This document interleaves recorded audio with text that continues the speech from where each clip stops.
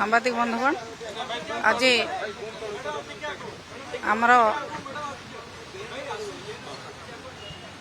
आमर सभापति पूर्वतन मुख्यमंत्री नवीन पट्टनायक अध्यक्षतार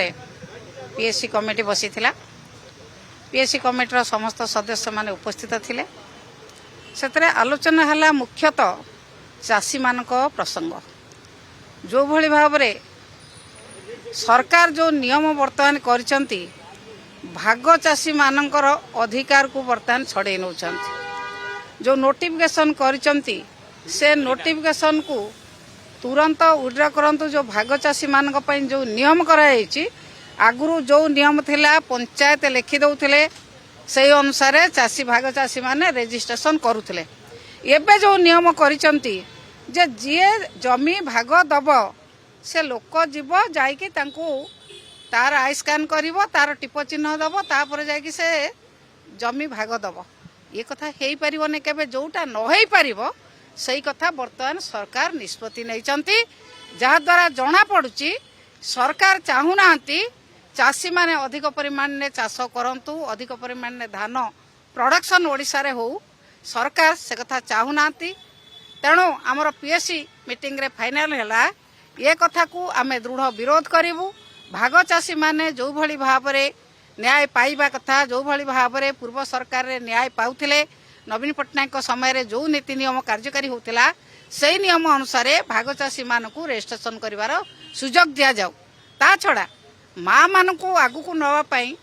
मान्यवर पूर्वतन मुख्यमंत्री नवीन पट्टनायक महोदय एसएचजी माँ भौणी मानकू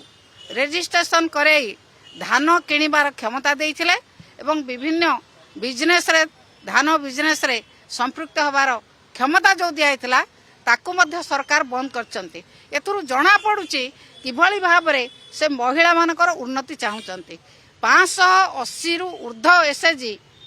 रबी रजिस्ट्रेशन बंद करदेले खरीफ रे मध्य रजिस्ट्रेशन एसएचजी मानकर विड्रॉ करचंती ये कथा को बिजु जनता दल दृढ़ विरोध करिवो चाषी मानकर समस्या जो भली भाव रे वर्तमान डबल इंजन सरकार करूछंती ताकू निश्चित भाव रे बिजु जनता दल विरोध करिवो से समस्या तुरंत सरकार जदि एक कथा को विड्रॉ न करंती बिजु जनता दल राजरास्ता को ओल्हेबो केवल सेतिक नुहे ओडिसा रे एवं केंद्र रे डबल इंजन सरकार चली ओडिसा रु डबल इंजन दलरू 20 जन एमपी अछंती एमएमडीआर बिल केमिति पास हला ओडिसा गोटे माइंस बियरिंग स्टेट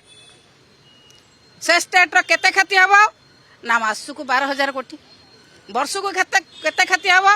1,20,000 कोटी ये क्षति को सहिले 20 जन एमपी कौन करथिले बिजु जनता दल रे राज्यसभा रे थिबा एमपी माने से कथा को प्रतिवाद जणाइचंती एवं ओडिसा रो स्वार्थ विदर जेतेले स्वर उत्तोलन करचंती से कथा को कहीं कर्णपात करि नाहंती जो गुड़िक अच्छी खनिज संपद भरा राज्य हूँ ओडिशा ओडिशार क्षति हम 1,01,20,000 कोटी वर्ष को ये क्षति को डबल इंजन सरकार एवं राज्यर डबल इंजन नेता माने कौन कर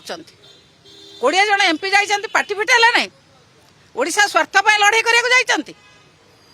एथरा डबल इंजन कहउचंती तांकु टिके लाज लागिवा कथा ये जो कथा ओडिशार क्षति होउची मान्यवर सुप्रीम कोर्ट राय देइथिले जे राज्य सरकार माने तांकर एतिरे क्षमता अछि सेतिरे से हस्तक्षेप करि परिबे एवं तांकर हक अछि एतरु पाइबार किंतु से क्षमता को विड्रॉ करि नेबा पई राज्यर समस्त क्षमता को विड्रॉ करि नेले एमएमडीआर बिल माध्यम रे केही जने एमपी पार्टी खोलिले नहीं डबल इंजन दलर ओडिशार एई भली भाबरे क्षति हेई चालुथुबो डबल इंजन नारा देके माने मिछ नारा देके चली ताकू ओडिशार लोक सहिबे ये कथा को मध्य आम प्रतिवाद करुचु बिजु जनता दल तरफ यार प्रतिवाद स्वर निश्चित भाव में राजरास्ता को आसो आ छड़ा बही जो भली भाव में भूल कर बारंबार आपण मान माध्यम कही आज आमर प्रिय नेता निर्देश देइचंती जो भली भाव में गोटे जेनेरेशन को मूर्ख कर दिया जाउछि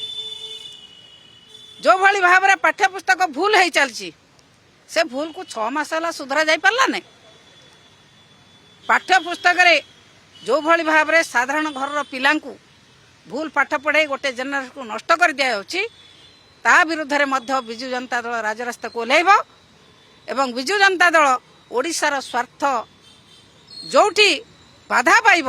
सेठी निश्चित भाव में नवीन पट्टनायक महोदय निर्देश अच्छी आमे लड़ाई करूँ चाषी मानक पाई ओडिशार खनिज संपद भरा ओडिशार हक पाई एवं शिक्षा व्यवस्था को सजाड़िया पाई विजु जनता दल लड़ाई करिवो राजरास्ता रे लोकंग पाई लड़ाई करिवो।